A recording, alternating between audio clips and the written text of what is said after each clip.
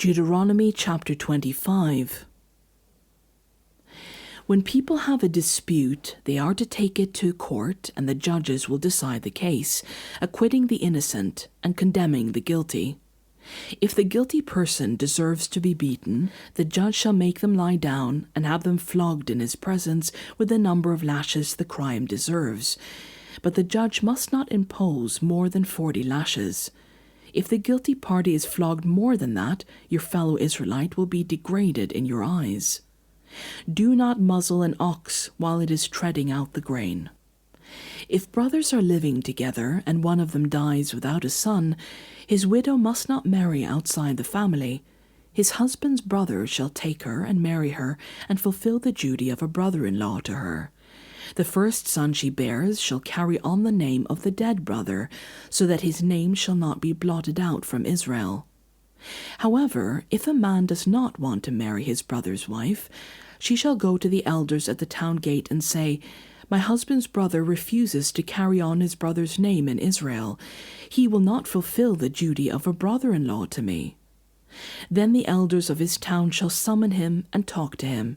If he persists in saying, "I do not want to marry her," his brother's widow shall go up to him in the presence of the elders, take off one of his sandals, spit in his face, and say, "This is what is done to the man who will not build up his brother's family line. That man's line shall be known in Israel as the family of the unsandaled."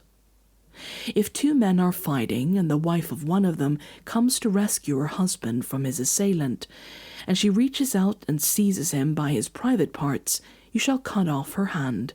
Show her no pity. Do not have two different weights in your bag, one heavy, one light. Do not have two different measures in your house, one large, one small. You must have accurate and honest weights and measures, so that you may live long in the land the Lord your God is giving you. For the Lord your God detests anyone who does these things, anyone who deals dishonestly. Remember what the Amalekites did to you along the way when you came out of Egypt.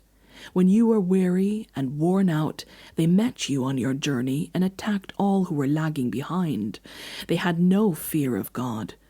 When the Lord your God gives you rest from all the enemies around you in the land he is giving you to possess as an inheritance, you shall blot out the name of Amalek from under heaven.